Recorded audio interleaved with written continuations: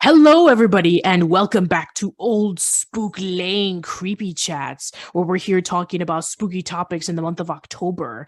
I am Patricia, and I am here with these very special guests. I'm here with Arun Mehta from the Arun Mehta Show. Hello there. I am here for the first time in many years, the guys behind the Who Loves Orange podcast. We have John and Douglas, so welcome back, guys. Oh, hi. It's nice to be here. And we have ourselves a new guest. He is one of the co-hosts behind the podcast Whiskeylodeon, where he and his co-host come together, drink whiskey, and talk about Nickelodeon. And we have Ty. So welcome, Ty. Thank you. I'm super excited to be here. So today we're going to be talking about Nickelodeon Halloween specials. So many years ago, John, Douglas, and myself, we talked about Nickelodeon Christmas specials. And so this time around, I thought it would be appropriate for us to talk about the Halloween specials. And each and every single one of us watched a different Halloween special, and we're going to be talking about our thoughts of it. So I think that let's get things going, shall we? So, Ty, since you're our first new guest, why don't you talk to us about some of the Halloween specials you watched? So there's a lot that I remember. Just fairly recently, I actually watched the Doug Halloween special where they go to Funky Town. But I know, John and Doug, is it? I know they just covered that, so they're gonna want to dive in. So I recently just covered the Halloween spooky.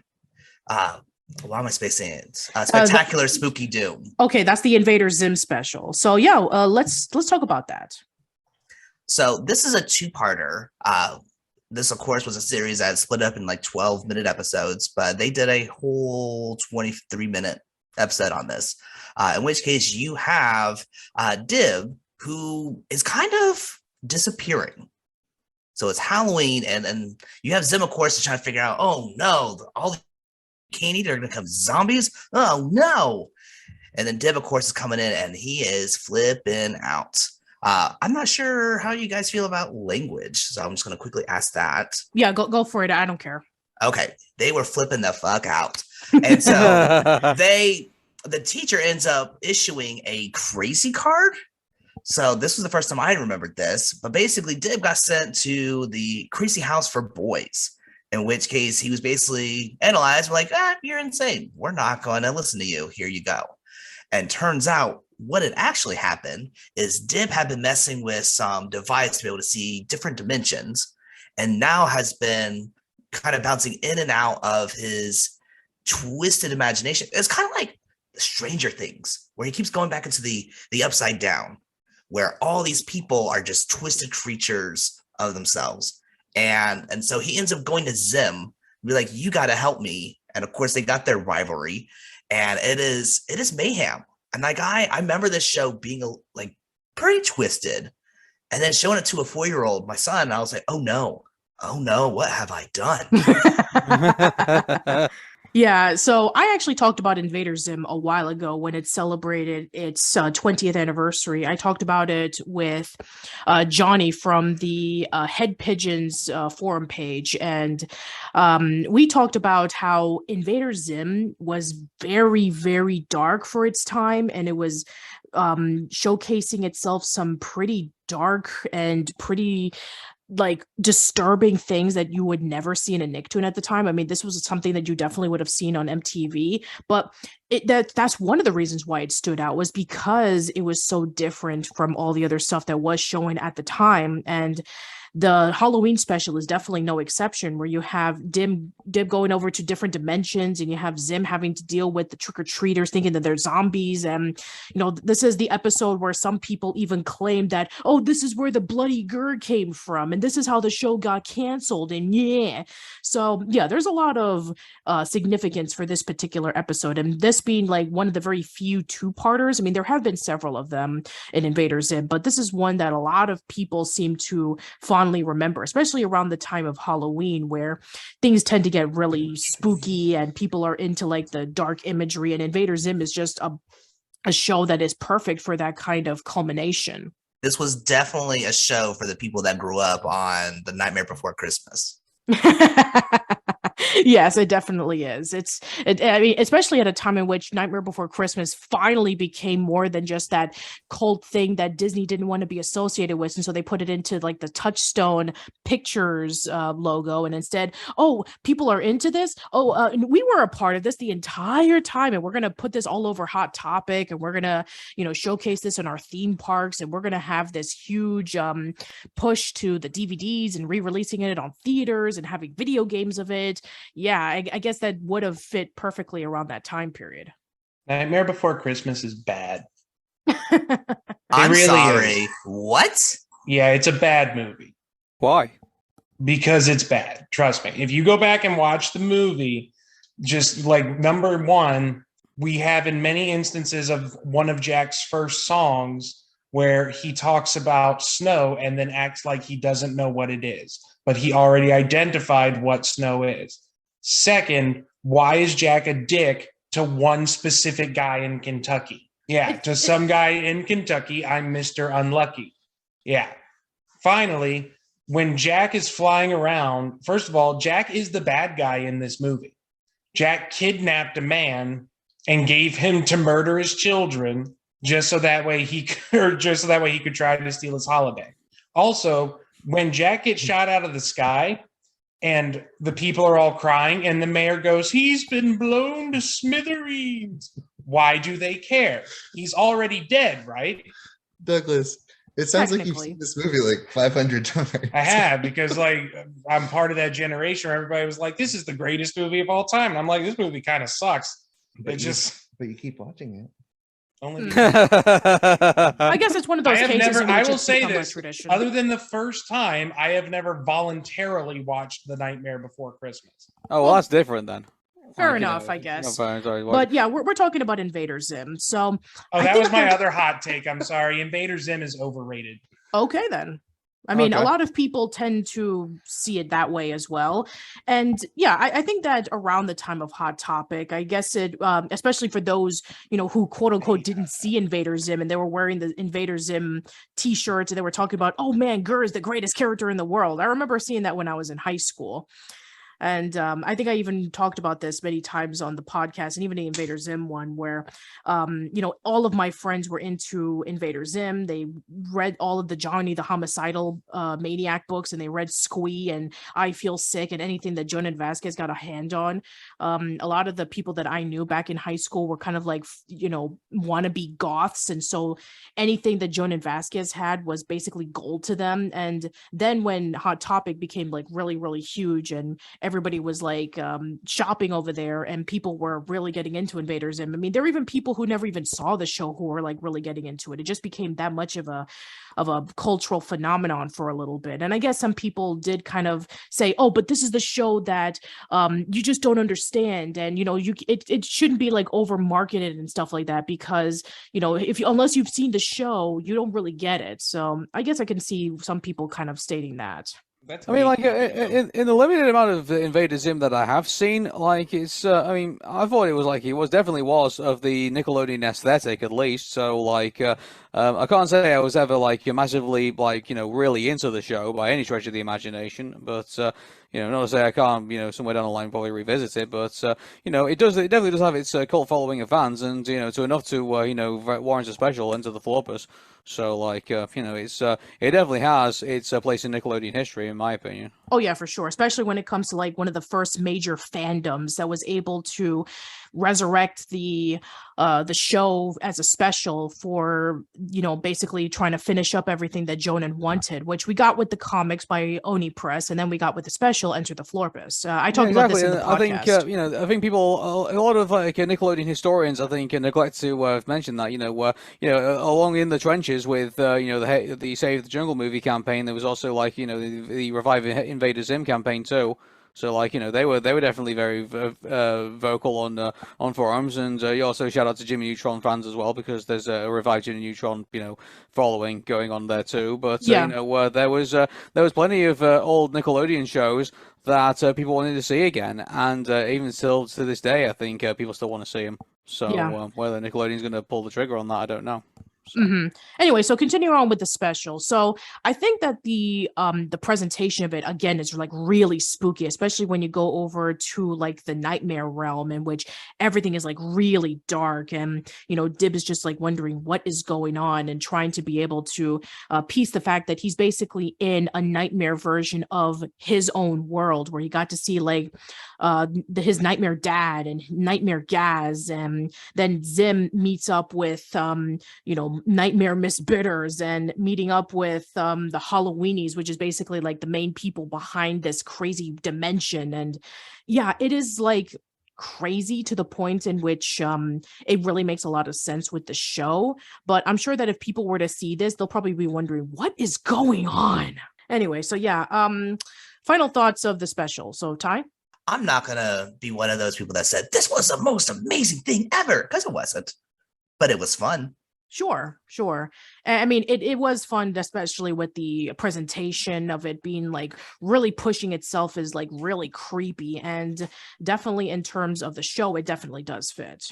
Yeah. Do you have another special that you want to talk about? Yes. So another hot take. I watched Ghost Story by Rugrats, which case it featured the crossover, Nickelodeon's first crossover, featuring the characters from Real Monsters. Yes, the first of several crossovers that they would do with their Nicktoons, which actually makes a lot of sense considering that it was a quote-unquote Halloween special, sort of. But yeah, it does definitely have like a bit of a spooky thing. And this would be the second take on it, because the first one was Candy Bar Creep Show, which was featured in its very first season. That's right. So a lot of the crossover was happening because this was all made by the Klasky Supo production company. So they were the ones that made those. And I guess there's a second crossover called Invasion of the Babysitters. Yes, that's the one with Otto and Reggie babysitting Tommy and Angelica. Yes. And then the third crossover would be Rugrats Go Wild, where they crossed over with the Wild Thornberries. The Wild Thornberries. Yes. Funny enough, Rugrats never crossed over with As Told by Ginger. Why would it? Yes, it's true, because why would Ginger cross over with Rugrats unless for some reason Ginger and the gang were going to California, because they live in Connecticut. So yeah, that doesn't make any sense. So you have all the kids, you have Angelica, Tommy, Chucky, Phil, and Lil, and you have oh my goodness, why am I spacing on Tommy's little brother? Dill, that's right. I think a lot of people want to forget that he exists. Well, I mean, at least when in terms of the movie, at least the TV show version of Dill was all right. But they have a conspiracy theorist and all grown up. Yes, he basically became Diet Carl Foutley. Anyway, so yeah, continue.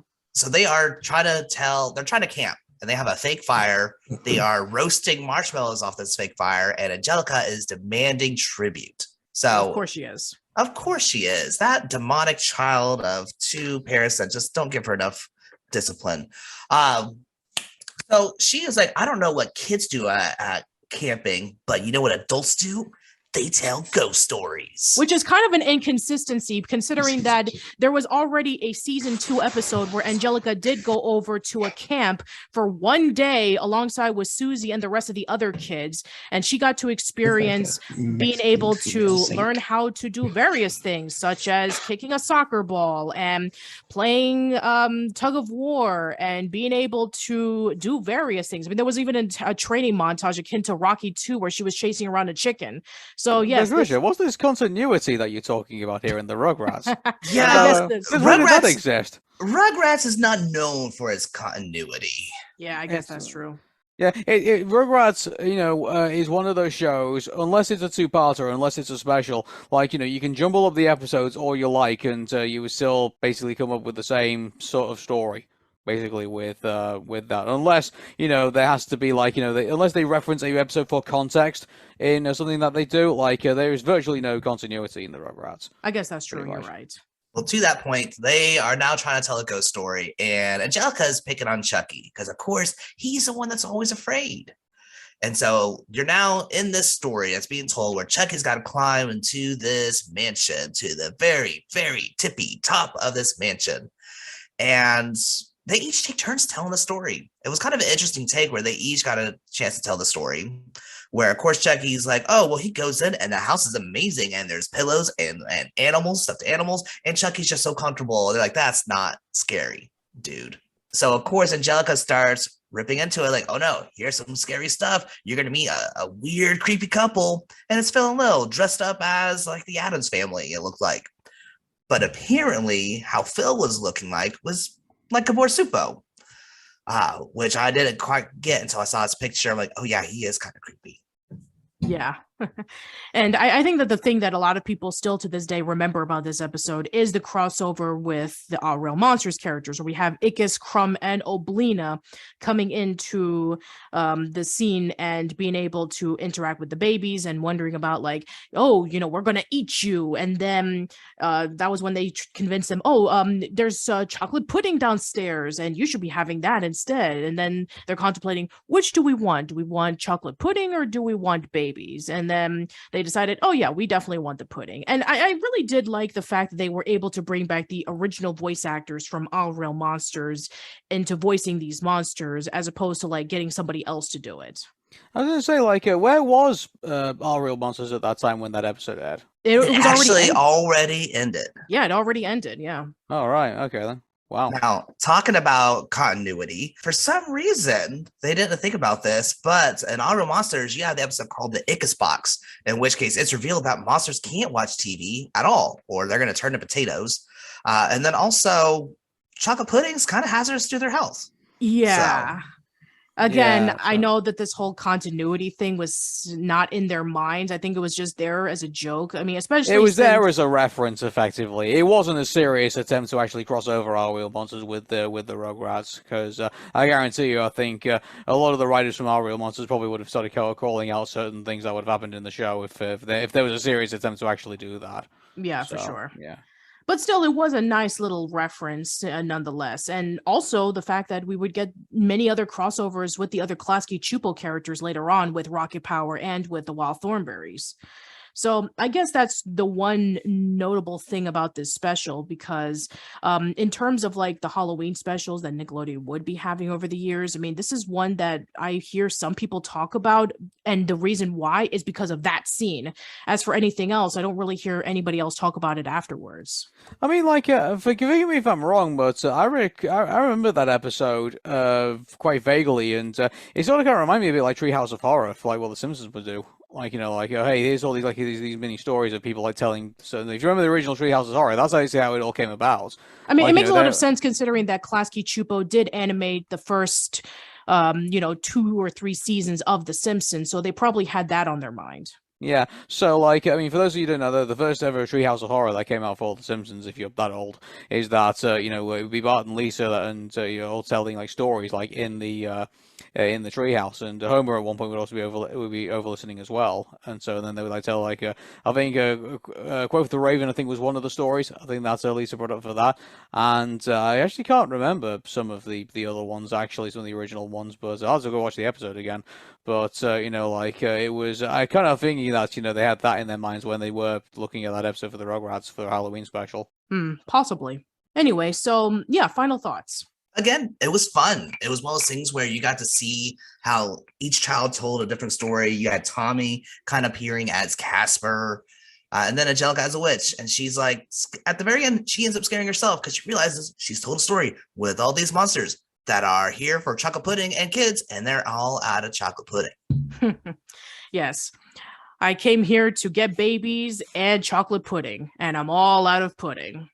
And it's kind of funny that this is the second time that Angelica would be scared in a Halloween special, because as mentioned before in Candy Bar Creep Show, where she thought that the haunted house, quote unquote, in the backyard was actually real because the babies were in there trying to get the Reptar bars. And so she actually inadvertently gotten herself scared, as well as Grandpa Lou, when he saw what was going on. She thought that, Phil and Lil with the spaghetti on their heads, that they were like the Medusas, and that Tommy in the sheet was a ghost, and that Chucky, when he was walking around in Grandpa's mask, was actually like being possessed. So yeah, I take it that for a 3-year-old with an active imagination, that would be kind of scary.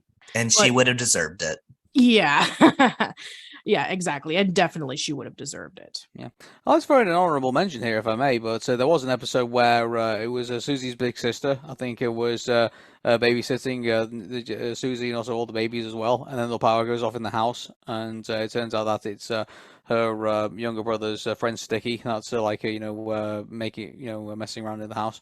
Yes, that's everybody. Right. And they were reading a monster book, and Tommy and Susie were trying to find out what was the monster that was causing all of the lights to turn off, and who was sneaking around and trying to cause all of this mayhem. So yeah, even though technically that's not a Halloween episode, it is definitely a very spooky episode nonetheless. Mm-hmm. And actually, there was quite a few spooky episodes, really, with because you remember there was also the monster under the bed for Chucky too. So that was one of the original episodes, when Chucky gets a new bed. So, yeah, there was that too. For sure. All right, then. So are there any other episodes that you wish to share, Ty? Those were the 2 that I had planned. So I am good if someone else wants to go into their section. All right, then. Aaron, you're next. Right. Okay. So, anybody who knows me from Twitter and anybody who knows me from basically what I'm good, special at doing that every single year, is that I am a massive Hey Arnold geek. And so the episodes that I would really like to know basically are all Hey Arnold episodes. So I think we should probably start off with the obvious one. Arnold's Halloween obviously is the definitive Hey Arnold Halloween episode. So for those of you who do not know what happens in it, is that it all starts off with Helga's dad and his friends all playing a card game, and they're watching a show called UFOs Tonight, which is done by a host called Douglas Kane. And by the way, Douglas Kane is actually played by the same guy who I've actually played. I don't remember actually who plays him. I think. Oh, that would be Maurice LaMarche, who also plays himself. He also plays Big Bob as well, and also Yes. plays Brain in Picking the Brain. For those That's who right. do not know. So he actually gets a lot of voice work in this, because obviously he's playing the host of this crazy UFO TV show, and also he's playing the voice of Big Bob Pataki, who is going to be leading us through all the some of the chaos that we're going to be seeing tonight. So while in the midst of all this, Helga and all her friends are all going to be deciding what they're going to dress up as Halloween. Helga decides that they're going to go as aliens, and by the way, these are references actually to a reference of alien species that was in the original Star Trek. By the way, so they have the big massive heads and also the golden medallions and things like that they wear. So I can't remember exactly what they were in Star Trek, but I'm sure it'll come to me maybe during the course of this discussion. By the way, one of these episodes actually written actually by Craig Bartlett, Joseph Purdy, and Antoinette Stella. Also, and also with the storyboarding was also an extraditional story actually done by Steve Vixen too. So in this episode, so they get to the point where Arnold and Gerald have decided that they're not going to basically do dress for Halloween. They're going to do something a bit more creative. So they're going to basically hijack the Boiling Isles. Sorry, not the Boiling Isles. What am I talking? Boiling Isles. The Sunset Arms. They're going to hijack the radio in there during the Halloween party with all the boarders and also with Grandma and Grandpa. And they're going to be doing basically a broadcast transmission saying that aliens have landed in Hillwood and that they're walking down to take over. So they then get the idea, because the kids are going to be dressing up as UFOs, they decide to tie it all in together with that to obviously scare everybody and stuff. The problem is that the broadcast gets hijacked because it's a shortwave radio transmission. It gets hijacked by a nearby production van for the UFO Tonight Show, and is then brought over to Douglas Kane, who then broadcasts it not just to the that small area of Hillwood where it's being broadcast in for the Halloween prank. It gets broadcast basically all over town. So basically, the whole town is aware that there are going to be aliens that are going to be landing. And so this brings the whole town into a state of panic because they think that the whole world is ending, that aliens are all landing. So everyone's just acting just really crazy. Principal Waters walks into a gift shop and hopes to try and try and buy the aliens off with flowers and candies and stuff. And then Big Bob decides to bring out the massive Hummer and decides to get all his friends together to try and destroy the aliens and everything like that. So while all this is going on, there are these lights that are illuminating the massive water tower that's up there, and it makes it look like a massive spaceship and stuff. So that's where they all end up heading. Inadvertently, what goes on is that Helga and her friends, because they're dressed up as aliens, and people think that around the town think aliens are invading, they're all getting attacked by them. They can't get their disguises off or their costumes off because Harold gets something that is going to makeup that basically lasts all night and does not come off easily. So they end up getting chased up the hill towards the water tower, and that's where it all basically comes to flow. But I won't spoil it for anybody who's never seen the episode, but basically I would say go check out that episode, because I would say that it is one of Nickelodeon's definitive Halloween episodes, if I were to argue. I don't know if everybody else would agree with me or not. Yeah, I guess I'll start off with, but I think that the episode is fantastic, and I even did a video of this many, many years ago on my YouTube channel celebrating Hey Arnold's anniversary. And I remember when I was saying about that, this episode was basically a way for people to know about the references of that particular episode, which was basically the War of the Worlds radio show that happened around the 1930s, where people were thinking that this actually did happen, that aliens were literally about to take over the world, and people did not listen in context. This was actually a radio show. They decided that they were going to do this in real time, and they were going to actually play it off like if it was actually an invasion happening. And this was around the early years of, during the events of World War II. So there was still a lot of fear in the air, discussing about Hitler conquered these particular countries, and we have the whole Great Depression thing happening. So yeah, I guess this was just fear and piling of fear and piling of fear, and eventually Orson Welles had to actually address to everybody saying, no, this was not actually happening, this was just part of the radio show, and he had to apologize for all of this happening and causing all of this fear that he didn't cause, he didn't mean to cause doing. And it became such a major pop culture staple that there were many specials that actually homaged this, and about how people reacted when they actually heard this radio show being aired on the radio, and how people reacted to it. And even when I was doing that video, they were still even airing this on the radio as an homage to what happened all those years ago. So the fact that Hey Arnold was able to pay a tribute to this was actually pretty clever, and they were able to nail down the details, such as casting Maurice LaMarche as Douglas Kane, him doing a perfect Orson Welles impression, considering that Orson Welles was the one who put together this whole radio show at the beginning. And the characters dressing up as those old 30s, 40s, 50s aliens that you would see in those B horror movies or sci-fi films, and the propaganda and fear that it caused everybody when they heard it on the radio. So I thought it was very spot on. Yeah. So do you guys have any thoughts of it? Have you seen this special? It has been a hot minute since I've seen that special, but I have a lot of love for Hey Arnold, so I'm gonna have to go back and watch it again. Oh yeah, for sure. No, definitely. So, moving on from that, I mean, like, if even if that's not, the only, this is not the only Arnold, related like spooky thing that basically happens in the show. Like, if we mention the urban legends as well, like the one that definitely comes to the forefront is the Ghost Bride, like the one where it tells the story of Alyssa Snell, where she marries somebody, but then ends up she wants to get married to somebody, but then the person that she fell in love with ends up marrying somebody else, and then so she ends up taking a giant axe and murdering like both the couple, and then throwing herself out the window in a suicide attempt. So basically, it's murder suicide. And the creepy thing is that they buried her in a wedding dress on the same day. And so there is talk that within the cemetery, that's in the boneyard, that her and her wedding dress haunts the time on the anniversary of when she died. So Helga decides that she's going to basically play a prank on everybody when they go to actually investigate it, and so she finds an old wedding dress, which funny enough, in the recent Hey Arnold anniversary show, he says that he thinks this is Olga's old wedding dress from like the episode when from when Helga nearly got married to that con artist.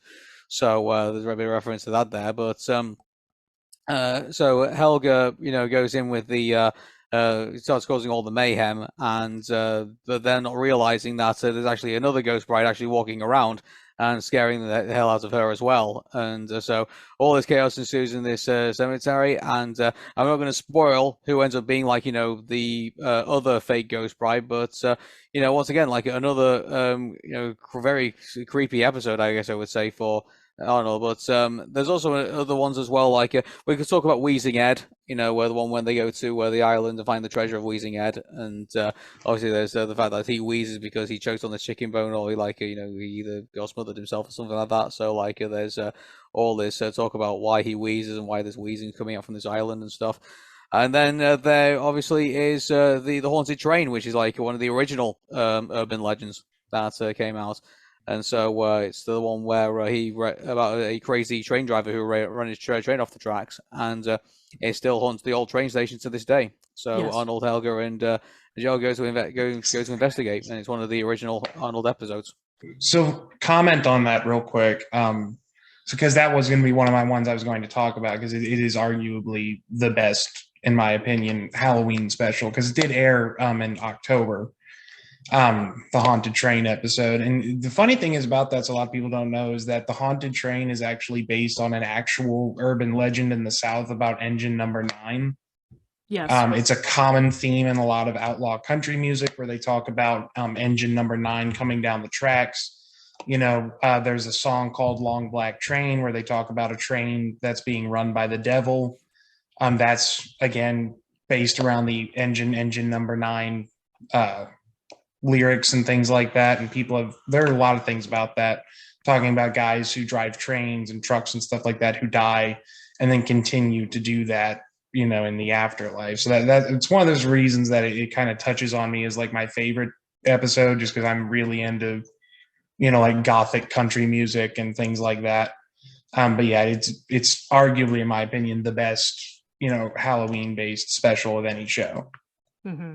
Yeah, and funny enough that it was written by a person who only wrote these 2 episodes of Hey Arnold, which was the Vacant Lot and then Haunted Train, and then she would never write for anything ever again because she became part of the sound department. She became like a sound engineer, and she helped with sound editing for various shows such as Game of Thrones and Walking Dead and various other things. So it's kind of funny about that, the only 2 episodes she's ever written in her entire career, and she was able to write one of the spookiest episodes of Hey Arnold. 2 of the best episodes of Hey Arnold, in my opinion. Yeah, wow, that's impressive. That's a cool fun fact. Yeah, I'm really just shocked that she never went and wrote anything ever again, because afterwards she just worked in the sound department. I really would have loved to have seen her takes on all the other shows that she would have worked on. But yeah, I think that it just goes to show you that, you know, you can be multi-talented in various things, even though you don't really use too much of that skill again. Yeah, I think that the Haunted Train episode is definitely one that definitely captures that creepy atmosphere. And we have Grandpa telling the story, where usually in a lot of these urban legends, Gerald will be telling the story. So it's actually an interesting change of pace. I guess it makes a lot of sense considering that Gerald didn't really tell too many stories in the late, you know, the early seasons of Hey Arnold. I mean, he's only told like maybe like the Wheeze and Ed one, and maybe Pigeon Man and Stoop Kid. But for, you know, for the most part, I think that the Wheeze and Ed one was like the closest thing to being actually like creepy, because you know, Pigeon Man was a really touching episode. Stoop Kid was also a really touching episode as well. So they weren't really scary. So if seeing Grandpa being able to tell like this really spooky story was actually pretty interesting, and seeing Arnold, Helga, and Gerald being able to go into this haunted train and being able to learn about the fact that maybe it's real, maybe it's not real. And then when they try to put the pieces together, it's like, oh, this is why this happened. And so it all kind of like blends in together. And then we have the song in the end where the ghost is singing about the haunted train. So I thought that that was actually a really nice touch. So there was no haunted train here, Grandpa? Well, I didn't say that. Yeah, I mean, that's one of the things about this show, is that you never know about, you know, what is real in Hey Arnold. Did it happen? Did it not happen? Who knows? That's the mystery of it, and that's what makes it so great. I think that's what makes Hey Arnold so fun, as well as regards to, like, you know, its more creepier episodes, because, like, you know, it makes you feel like, oh, wait a second, these urban legends, they seem real, you know, and so they give the impression that they are real at the very ends of these episodes. Probably like the creepiest one's probably like you know, where the one at the end of Ghost Bride, when it turns out that you know, Curly is there. Well, I'm gonna spoil it, but you know, like that probably has the creepiest ending, I think, out of all of them, I think. Yeah. Yeah, so I think that that covers it for the that particular episode. So you have any others to talk about? Besides those, I mean, I will make some note. Here's the one thing I will say about Nickelodeon in general. I think no matter where, I mean, obviously, I mean, there are a couple of duds, but I mean, Nickelodeon seems to have it on key when they make Halloween specials. I mean, like, there's a ton of them. Like, you know, if you just look up Nickelodeon Halloween specials, I guarantee you're probably going to find one for your favorite, you know, I mean, obviously there's, like, you know, Are You Afraid of the Dark? I mean, Are You Afraid of the Dark is kind of like, you know, a Halloween show in itself, really, all the creepy shows that it tells about. But, you know, like, yeah, even Dora the Explorer even has Halloween episodes. Like, you know, it's just, it's you know, I think Nickelodeon seems to have, like, the monopoly when it comes to, like, the creepiest and freakiest, you know, Halloween episodes, I think, you know, and whether it's Nick or Teen Nick or, you know, Nicktoon or, you know, Nick Jr. or whatever, they seem to have, like, it seems that everything seems to warrant, you know, a Halloween episode at least.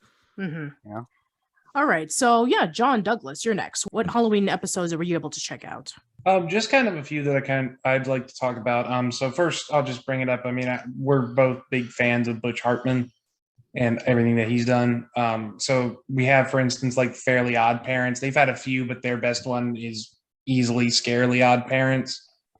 Actually, I want to say something real quick. Yeah. Butch Hartman's a weird guy now. Did you know that? Yeah. Well, I wouldn't say we're talking. I think the Butch Hartman, like, you know, you know, Christian revival sort of, like, Okay. We're talking that era of Butch Hartman, not the guy we know. Yeah, today. the Butch Hartman who actually kept Steve Marmol among his writing staff before he fired him because he thought Danny Phantom was getting too dark. Oh, jeez. I Yeah, mean, it was getting too good. I want to talk about, because the Danny Phantom Halloween episodes are amazing. well, it makes a lot of sense because I think Steve Marmol did have a part of it. Oh yeah, Just exactly. all the violence.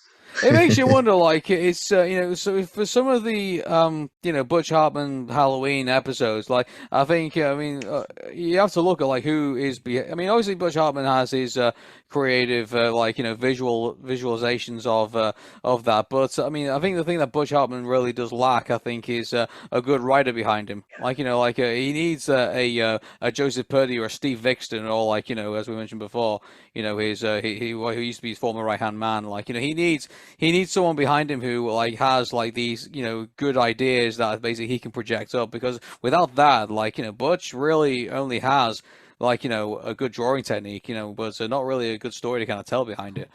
Yeah. You know, like, and unfortunately that that didn't really happen after, you know, he fired Steve, and then afterwards he went off and he did some of his own other stuff, such as Tough Puppy, and yeah, I think that you know, his quality started dipping down afterwards. But anyway, we're not talking about that. Yeah, people have to remind me if Tough Puppy actually existed. Like, I always forget that it's there.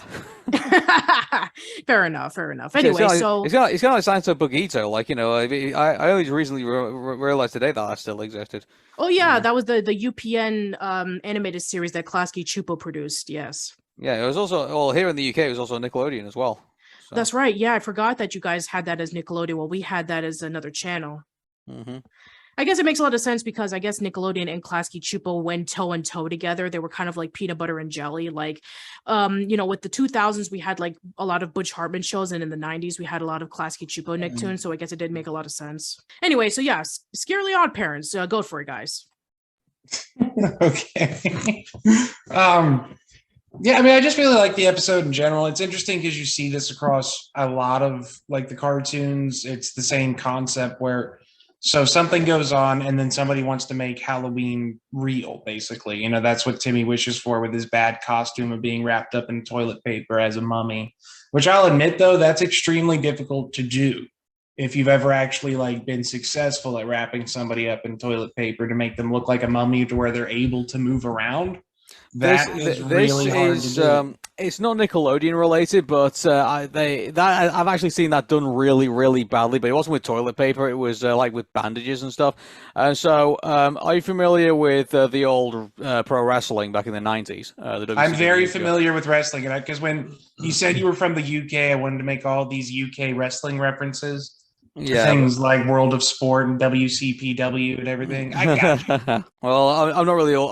I've seen a bit of World of Sport, but I was mainly American wrestling back at the time. But do you remember when they did the whole Dungeon of Doom? When they did the Dungeon of Doom and the Yeti comes out? Yeah, the Yeti. And the Yeti! And like, then he ends up like... It's a guy wrapped in bandages. It's like, that's clearly a mummy. Yeah. Like, fitting trick. What on earth? Like, you know, yeah, it's Wrestling Bios does a really good like telling of like that story, and as I urge anybody to go like to, you know, to go see that. But good grief, like yeah, like I remember that being a thing. But besides that, I don't think I've actually seen anyone actually officially attempt to actually do like a proper mummy kind of like deal with like anybody.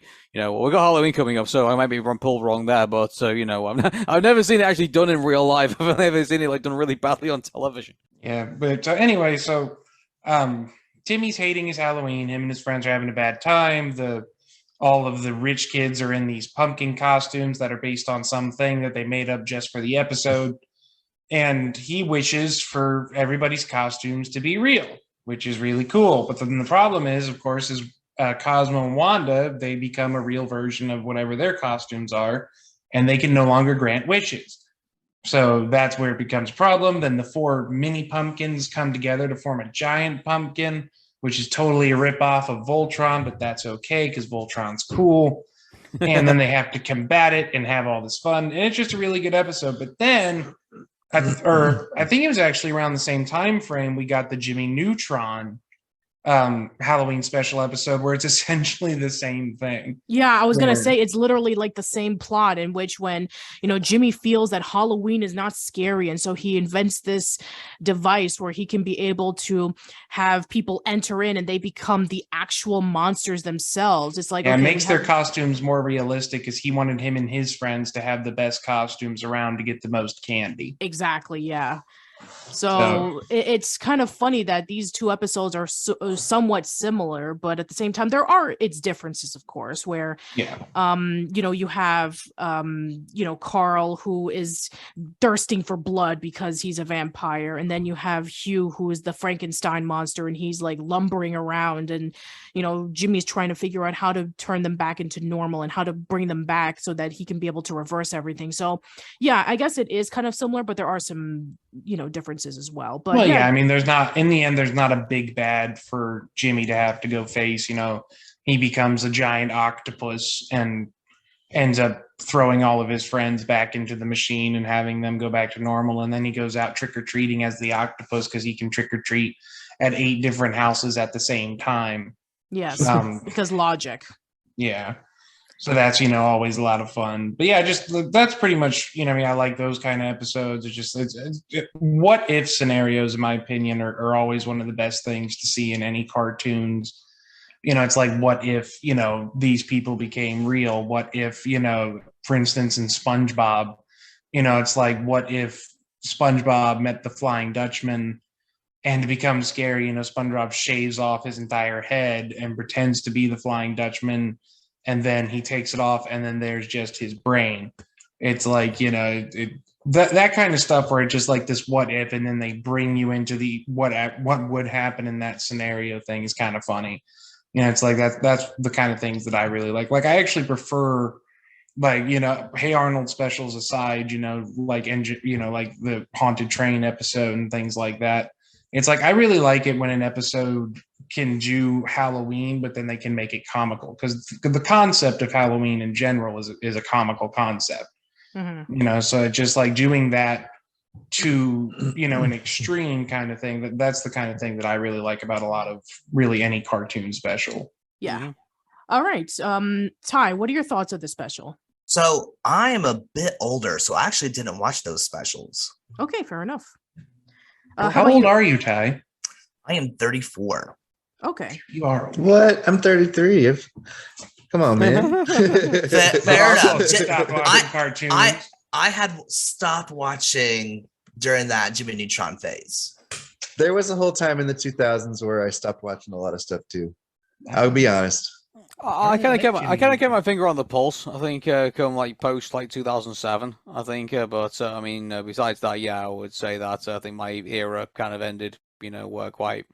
My era ended around like the Chowder and Flapjack time, but that's Cartoon Network. Yeah, so that probably would have been around like the Avatar: The Last Airbender timeline. Well, no, because I still watched all of Avatar: The Last. I still watch cartoons today. Yeah, that's the thing. Like, it was easy for me to keep a longer kind of like a visual on things because I had younger siblings at the time. So obviously they were still watching it at the time that I'd stopped watching it.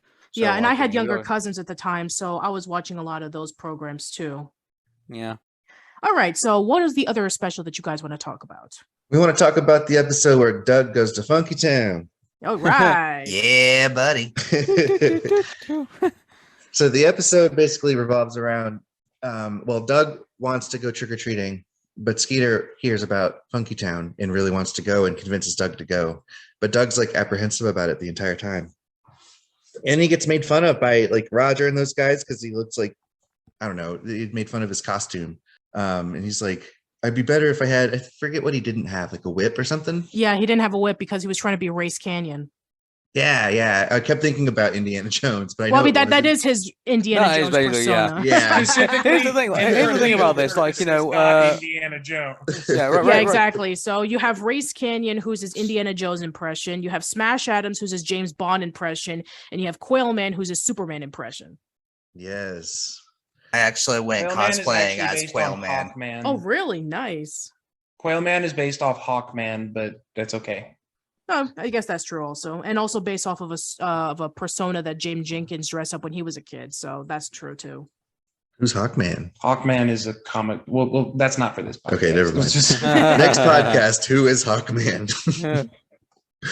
Anyway, so they were, I think they decided to go trick-or-treating because Skeeter was like, all right, if you don't really want to go. And then Patty pulls up with her dad and comments on their costumes and immediately knew that he was Race Canyon. And it gave him like a little ego boost, which gave him, I think, a little bit of confidence to say that he did want to go to Funky Town. And so they went to Funky Town and it closed right before they got to the entrance of the ride. And then Roger convinces them to go inside anyway. And then they go inside and then they get like haunted by this like ghoul demon guy. And then like Roger like plays this prank on them where he like leaves his shoes in the roller coaster. And like Doug and Skeeter think that something happened to Roger, so they were freaking out. Well, meanwhile, Roger's like laughing with his friends, like watching them. And then they somehow team up with the actual demon to get back at Roger and scare him. And it was always like an episode that I always really liked watching because it was like it had a darker feel than all the other episodes of Doug, because you're always in like Doug's imagination where he's safe in his room, whereas he wasn't really safe at all in this episode. He was, to that point, you had that person just looked like he ran, like he just was one of the people that ran the park. Like there were actual video cameras, and how they did the spooky stuff is it was just green screen and projection. Like it didn't seem like this guy was paranormal until the very end. Which I don't remember. I was super young when the episode came out, and I'm pretty sure I saw it around that time for the first time. So like I don't remember what my initial reactions as a 5-year-old was, but like looking back on it, it's like I know that demon thing is real because I don't remember a time where I don't know that, where that twist wasn't already known. You know what I mean? You know what I just realized? What? That Jimmy Neutron totally ripped that off in their second Halloween special. When they go to Retroland at night. You know That's what I'm talking right, about, they Patricia? did. They went over to Retroland at night to talk, or to see about, or to look into the Retroland ghost. I was going to say, And besides it's the guy with the salami leg. Yes. And which season was that? That was the first season. What episode? That was the episode where they go inside to Retroland. Yeah, but when about in the season? Was that at the end, or was it the? Because I mean, my only recollection of Jimmy Neutron was like the movie, and then like maybe a couple of like the episodes of the first season, and maybe the Jimmy and Timmy Power Hours. But besides there that, were 3 seasons of Jimmy Neutron. I know, yeah, there was, but I mean, I kind of like I didn't really get into it as much as probably like other shows at the time. Because you're British. I don't know, like I was.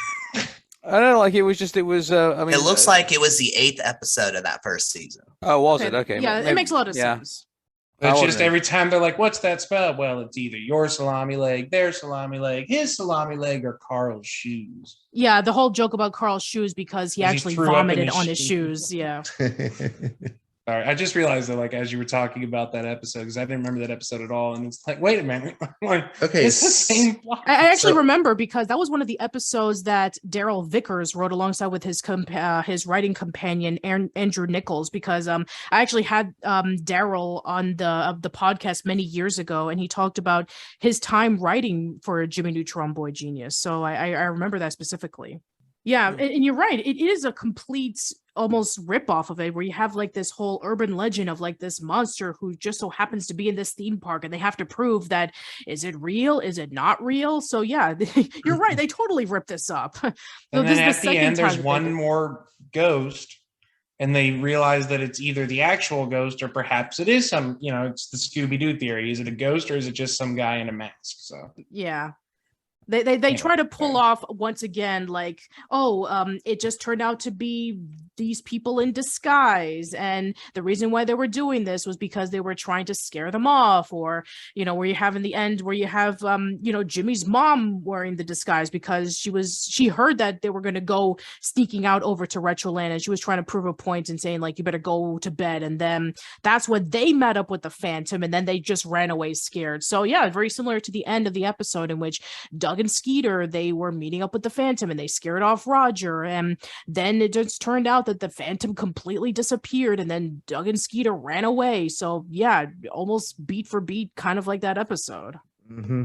Anyway, but yeah, I think that's I definitely agree with what Ty said, that it definitely was an episode that kind of like broke away from what you would see in a typical Doug episode, because even though we have seen Funky Town several times, it wasn't in this way. It wasn't like, they're just going out and they're having fun, and Doug is really scared of having Patty sit next to him in the Ferris wheel, or Doug treats Skeeter Alan Moo over to Funky Town after raising all that money because Doug wanted to buy a skateboard. But no, this time is actually him and Skeeter trying to go during Halloween, and there's this Phantom that's haunting the place. So yeah, I thought that was actually pretty different. And another thing that's definitely very different that we talked about many years ago was the Christmas special.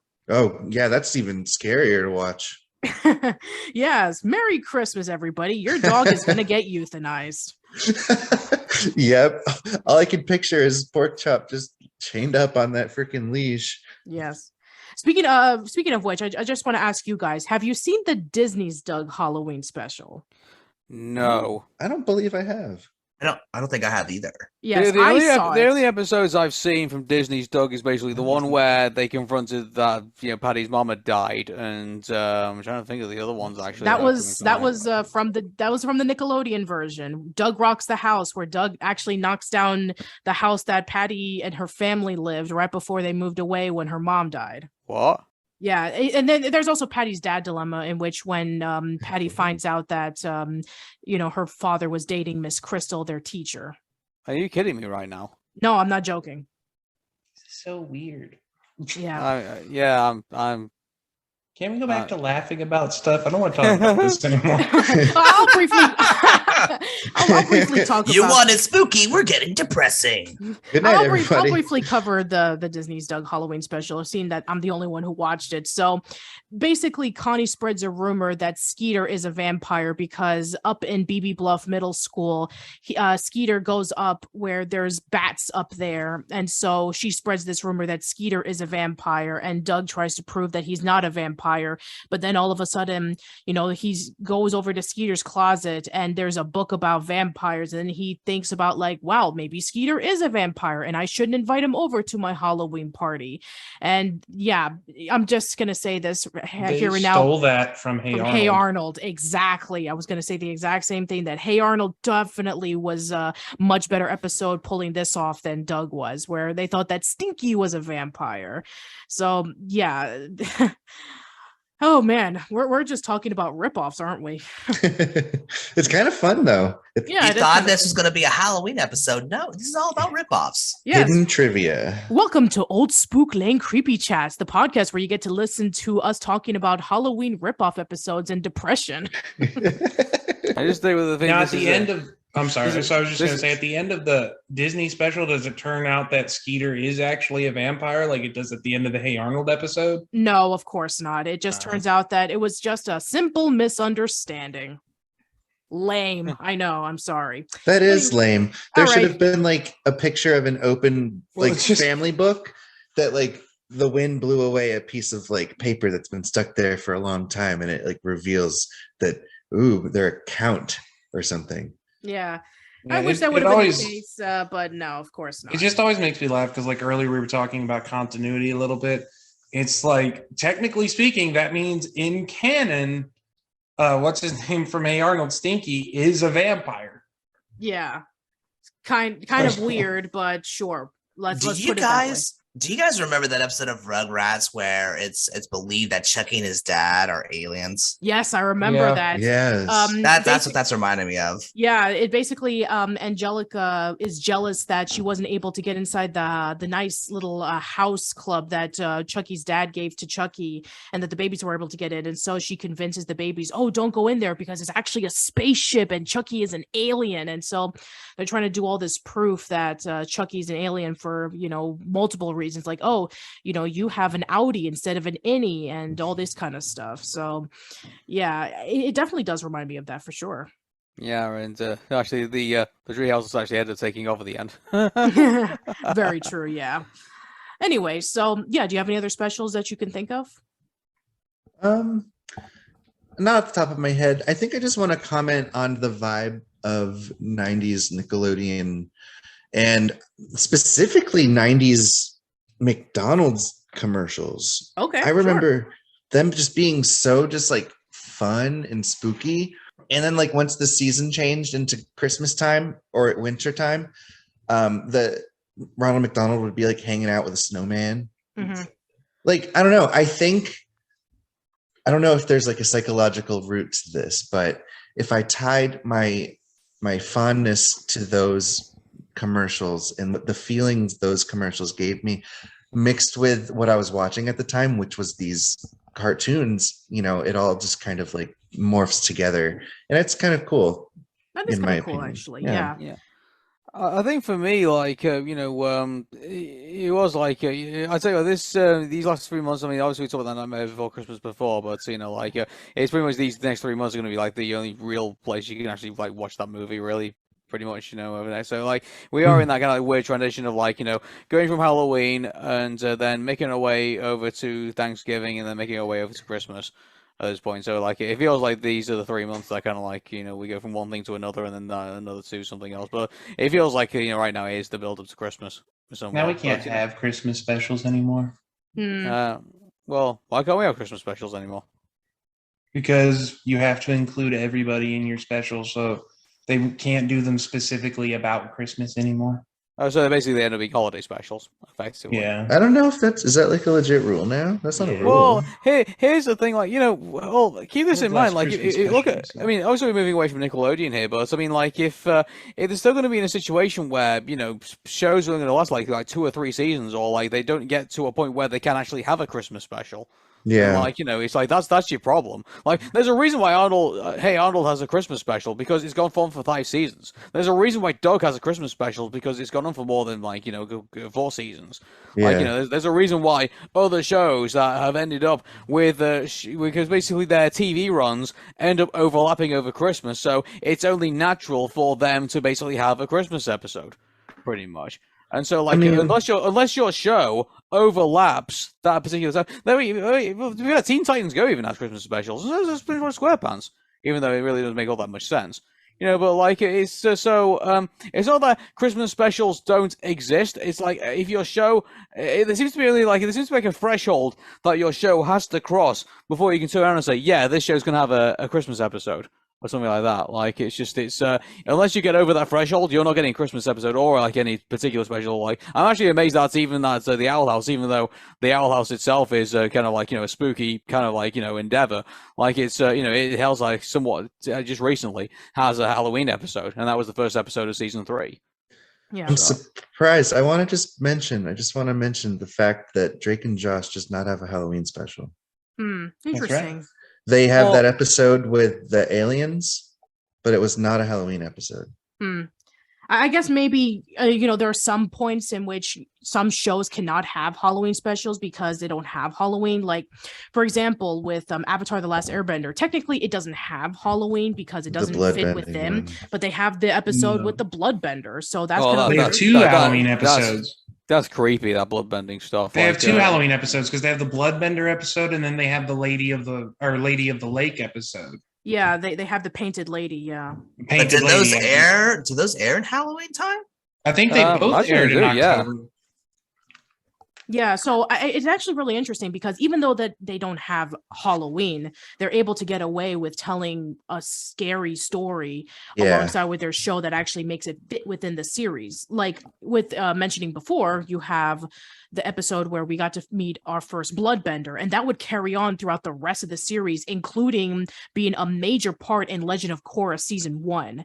And then with the Painted Lady, even though a lot of people seem to have issues with that episode, it's actually a really important episode because it showcases how the Avatar was able to help out in that specific town where their whole entire way of life was being polluted by the firebenders when they were trying to, get some resources inside of the cave. So I think that, being able to take advantage of the fact that, okay, in our universe, we don't have Halloween. How can we able to tell a spooky story? Let's do it like that. And we can be able to tell these stories that not only are standalone, but can be able to carry out throughout the rest of the series and be really crucial to the plot and to our characters. Yeah.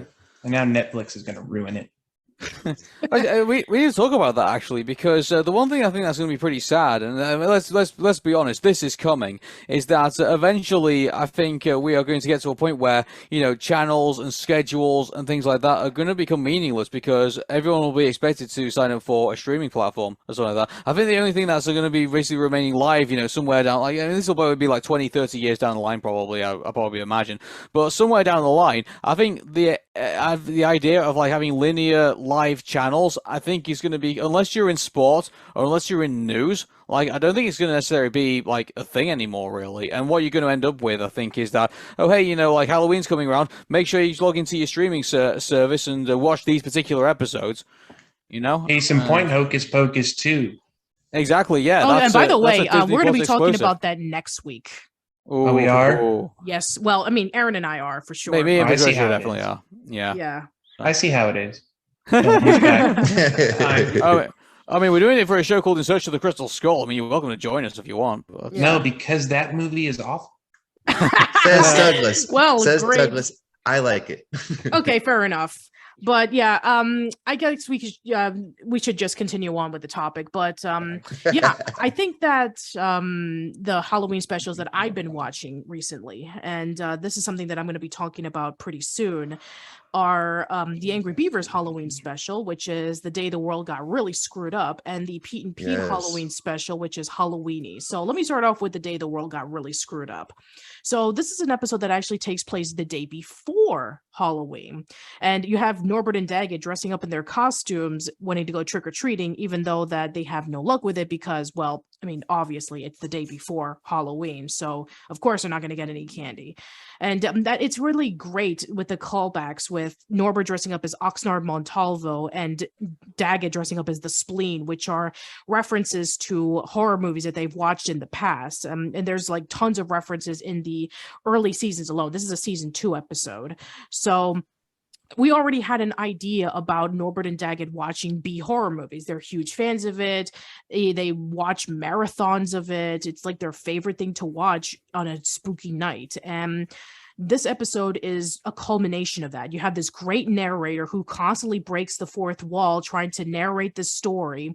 You have Norbert and Daggett trying to get candy, and then they go over to Oxnard's house. And then due to their imaginations, you have this huge event happening involving with everything turning black and white except for Norbert and Daggett. You have this series of monsters from the movies coming to life, and then you have Oxnard, you have Toluca Lake, and you have the professor coming into life and trying to explain everything like you would see in a horror movie. There's so many jokes and references and homages. You have that funny moment in which when Norbert and Daggett are trying to run away from the monsters, and then Toluca like trips over and she's like, "Ow, my ankle," and then she runs off and she's like, "Ow, my other ankle," and then she gets up and then she runs again, and then she says, "Ow, both my ankles." So it plays off into that trope about like, okay, the woman is running and she falls down constantly and she always trips and falls, and then the monster gets her or somebody rescues her or something like that. It definitely plays into the cliches of B horror movies from the 50s, and I thought that was actually really, really clever. I mean, the thing that just cemented it at the end was the narrator basically saying, "I have no idea what's going on. I just skimmed through this script." And, even I don't even know if they even knew what they were thinking. So yeah, they were able to poke fun of the cliches of B horror movies into this episode. And I think it just works out brilliantly. So yeah, this episode is fantastic. It's definitely one of my favorite Angry Beavers episodes and one of my favorite Halloween specials that ever aired on Nickelodeon. So yeah, have you guys seen this episode? I do remember it, and I mean, this is the thing. I think the Angry Beavers, I think, is one of the, I think it's like underappreciated. I think in Nickelodeon folklore, I think, he had such a hilarious, just a show that they all put together, and the fact that the final episode never aired, and they didn't record some audio for it. I'm still, you see that all those animation projects that people do on YouTube and stuff. I'm just waiting for one of those stuff. Someone take the Angry Beavers audio track and just put some animation over it and just get that going. Why has that not happened yet? I'm not sure. I've always felt as though it's because, me personally, in regards to the Angry Beavers, I've always felt like Angry Beavers should have been on Cartoon Network in regards to its style and things like that, as opposed to being on Nickelodeon. But no, I don't disagree with that. I think Angry Beavers would be kind of weird on Cartoon Network. I don't think it was the aesthetic at the time. If you look at cartoons back at that time, it had a certain look, it had a certain style. The storytelling narrative always was pretty different. I couldn't see Angry Beavers being in between episodes of the Powerpuff Girls and Dexter's Laboratory. No, but definitely would have fit in the time slots, I would say, with Cow and Chicken and Ed, IR Baboon. And great with those shows. And I guess around maybe the time of Courage, maybe it would have fit along there too. Yeah. Mm-hmm. Maybe. Imagine the crossover opportunities. Yeah, as opposed to the Courage the Cowardly Dog Scooby-Doo crossover we had about a year ago. I'll be honest with you guys, I would need to be sold on it. New releases of those kind of things have been bad. Yeah. Also, by the way, rest in peace to Cartoon Network. Well, as of this podcast, there is rumors going around that it might be going, but we don't know yet. Yeah, we Yeah. don't know yet. That's Anyway. brand new to me. I'm going to look that up when this podcast is over. That's All right, great. then. It's all rumors at this point. I'll believe it when they officially say it's going. Yeah, for sure.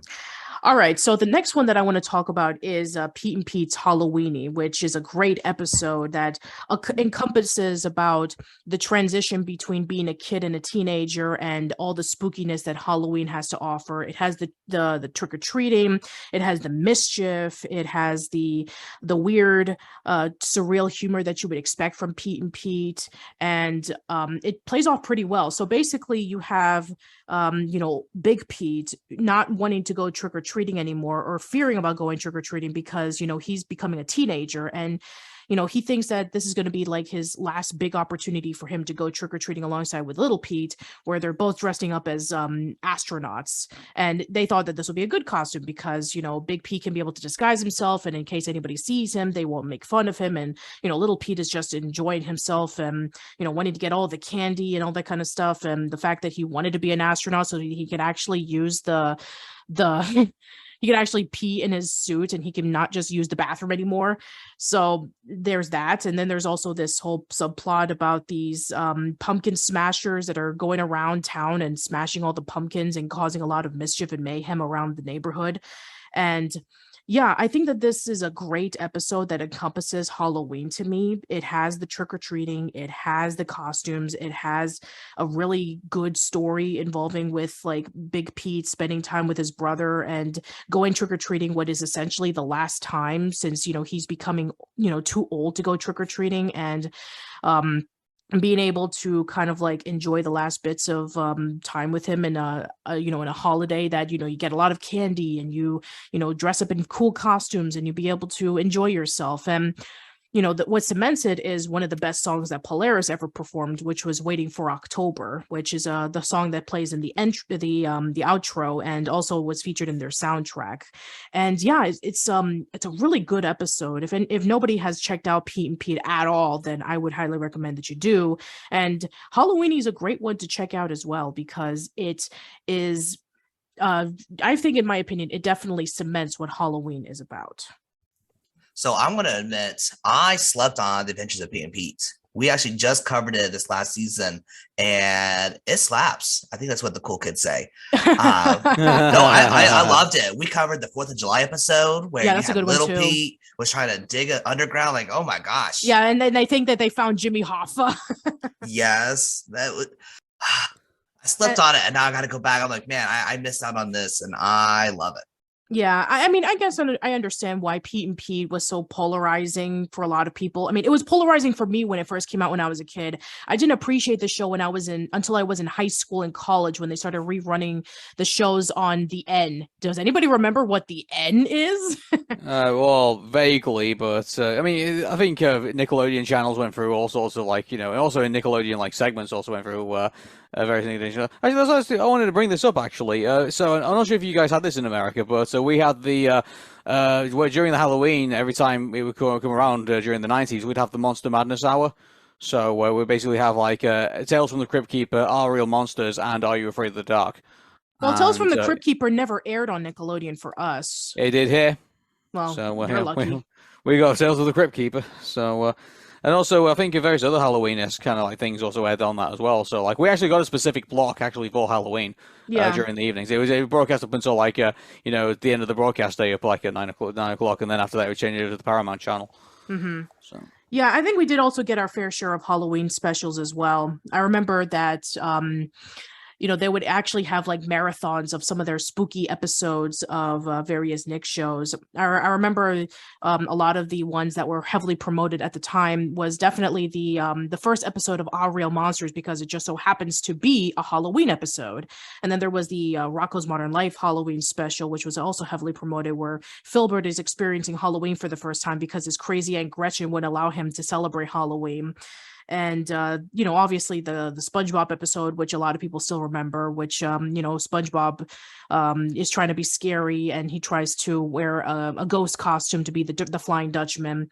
and the Cat Dogula episode with Cat Dog, where they're trying to do trick-or-treating and they dress up as vampires. The Wild Thornberrys one was really creepy, where they go into this house and there's this guy who's acting like really creepy in front of them. It just so happens to be Marianne's old college professor, and he's just like really just like disturbing and somebody that you don't want to interact with. And yeah, that was a really just disturbing episode as well. Wasn't there also I'm not sure if you brought this up already, like As Told by Ginger, I think. Oh, yes, that's right. As Told by Ginger did have a Halloween special as well. It just so happens to air the very same day as Invader Zim's Halloween special. And as somebody who's a fan of As Told by Ginger, the Invader Zim one was better, because the As Told by Ginger one was pretty disappointing. So the As Told by Ginger Halloween special is basically where they're doing a play based off of the Crucible. I mean, it's literally the Crucible, where it's about like, oh, you have the witch trials, and there's you have these witch trials going on, and then you have this part in which Miranda wants to audition for the main part of Goody Webster, where she is being called a witch, and then it turned out that Ginger got the part instead. And so Miranda decides to blame Ginger for something again, where she is able to prevent Ginger from becoming the main lead in the play. And so she ends up getting in detention and suspended from school, because there was this scene that happened earlier in the episode where the statue of the school got vandalized and was filled with graffiti and toilet paper, and they're trying to figure out who did it. And of course, surprise, surprise, Miranda and Mipsy did it. And the only way they were able to figure that out was that it just so happened that Courtney had gotten the photos of Miranda and Mipsy doing it from her email, because she's away in Paris, and Blake actually printed out the photo from his email, and Carl and Hoodsey saw it, and then they decided to try to see if they can be able to take it from her. But unfortunately, no, they can't, because they're trying to focus on being scary, because they feel that they're not scary anymore, and they decided to resurrect Maude back from the dead. For those who don't know, Maude was a character from episode 2 called Carl and Maude, where Carl fell in love with an older woman, and she died, by the way. And so they resurrect her back from the dead, and she ends up as a ghost possessing Hoodsey. She takes the photo from Blake, gives it to Lois, and then Lois gives it to Ginger, and then Ginger runs over to the school and tells everybody, oh, I have proof that you are the one who vandalized the statue. You have to confess to this. Yeah, the episode, in my opinion, is pretty disappointing. I personally felt that it could have been a lot better. There's one thing I wanted to point out, is that, it didn't seem a bit, or it didn't seem to be like out of place for for there to be a mod ghost like running around. Yes, especially since out of all the Nicktoons that came out at the time, As Told by Ginger was the one that played it the most straight. So yeah, having Maude walking around as a ghost was really out of place. It didn't really fit with the show. I mean, previous episodes you had, Ginger going through, reading off a poem in front of the class because her father was never around, or you had episodes in which she was arrested because she wanted to steal the enter sign from a bank because she wanted to impress her, the most popular girl in school as a birthday present, or the episode in which she wanted to learn how to do French kissing so that she can be able to, impress Courtney because she was given a dare about like, oh, I bet that, Ginger wouldn't kiss a boy, or the episode where, Macy performs as a little seal girl because people were making fun of her for being a baby and childish and she has to grow up. So yeah, episode where a ghost is resurrected and possesses a child. That seems really out of place for this show. I will say the best Halloween special, real quick, of any cartoon ever is the South Park Halloween special. I have not seen that. And that's a pretty amazing thing to say for South Park. Seeing South Park is amazing. Yeah, seeing all the outlandish things that they've done over the years. But their Halloween special where they resurrect Biggie Smalls is great. Remember we watched that here? I came over to your house and we watched it. That's a great episode. It's just the devil's throwing his own Halloween party and Biggie Smalls, and they do it's the thing, you should turn the lights off and you say, what's that girl's name? Bloody Mary, yeah. But they do it with Biggie Smalls. So people go into the bathroom, turn the lights off, look at the mirror, they go, Biggie Smalls, Biggie Smalls, Biggie Smalls, and then he shows up and starts shooting everybody. And it's great. Oh, so basically it's a Candyman reference then. Yes. Gotcha. It's so good. Or Beetlejuice or any of those other. Yeah, I get you. But yeah, you should absolutely Or- go watch that because South Park is amazing. That episode. It seems more Yeah. Acquainted with Beetlejuice than it does anything else, really. For me. Yeah. Fair enough. Yeah, Beetlejuice. There's also Bandage Man. Oh yeah. Don't say Bandage Man 3 times in the mirror when you. All right. Yeah. So are there any other specials that you guys want to talk about? I mean, I would say to wrap this up is that I mean, if you look at Nickelodeon and if you look at all the Halloween specials, there's plenty to choose from.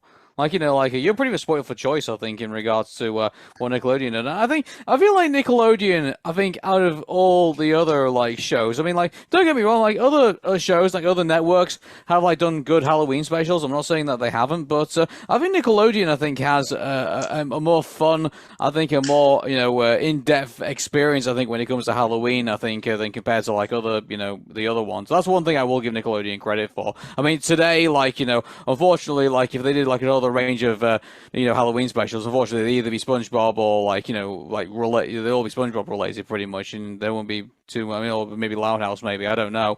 But I feel like back in the day, Nickelodeon has some really good Halloween episodes, and regardless of what we've talked about here on this podcast, I think it's only just scratching the surface, and it's just the tip of the iceberg. There's plenty more to be enjoyed. Mm-hmm, Oh yeah, for sure. I want to say one shout out to, it's not a Halloween episode, but Keenan and Kel's 2 heads are better than none. Oh, that's a really good one. Yeah. Oh yeah, that's fun. Yeah, I think that, again, even though it's not a Halloween episode, it definitely does capture that spookiness that you would expect to see in a Halloween special. Yes. That Keenan and Kel humor is perfectly interwoven. Yes, I do agree. How do you all feel about I think it was the final episode when they left the studio and there was all that creepiness that was going on? Does anyone remember that special? I guess. No. I mean, I guess maybe it was kind of trying to definitively cap off the series. Maybe just breaking the fourth wall. Sad because Kel was all alone now. No. No, that wasn't that. It was the one where they went on the road trip and then they ended up in the spooky house. And then it was some guy who wanted to cut off all their heads and stuff. Was that the last episode of Keenan and Kel? Yeah, I think it was the last episode. And it basically just virtually ended with them driving off into the distance, and that was it. We don't know what happened to them after that. Mm-hmm. I get the feeling they should have been more like Keenan and Kel after that, but it just ended just like that, just kind of abruptly. I mean, I guess it kind of makes a lot of sense due to the fact that, there was a lot of changes happening at Nickelodeon at that point. I've even mentioned this many times before that the year 2000 was kind of like the end of various shows from Nickelodeon.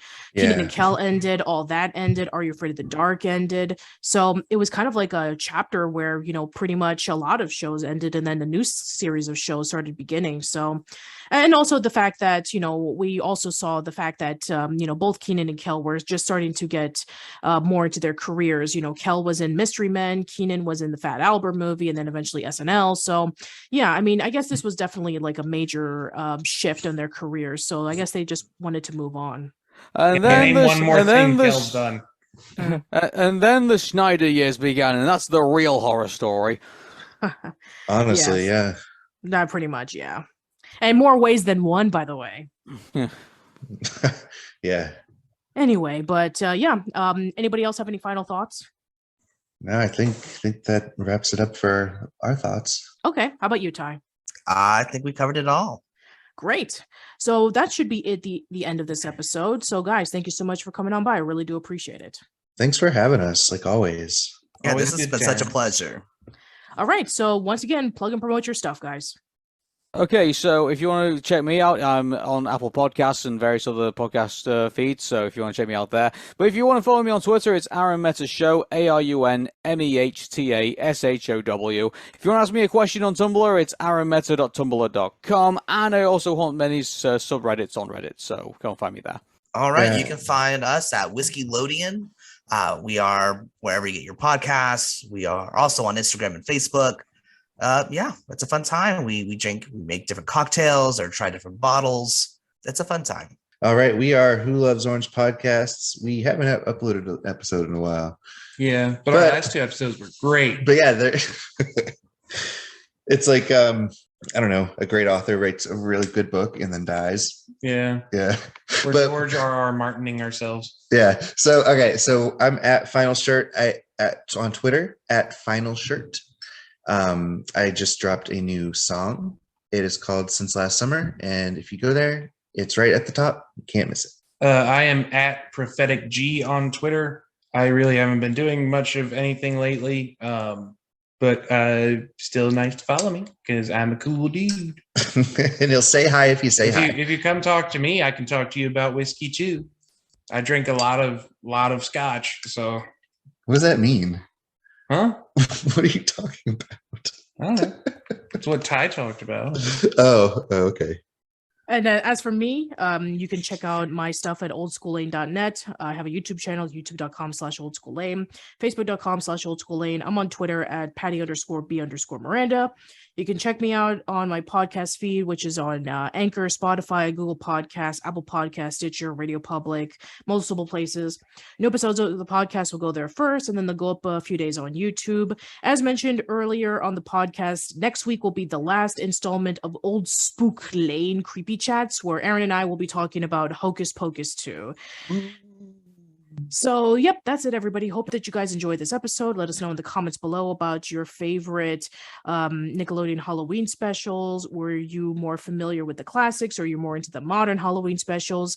What are your favorite Halloween specials that are not from Nickelodeon? And let us know about anything else regarding about maybe commercials or interstitials or anything like that that got you into the Halloween spirit.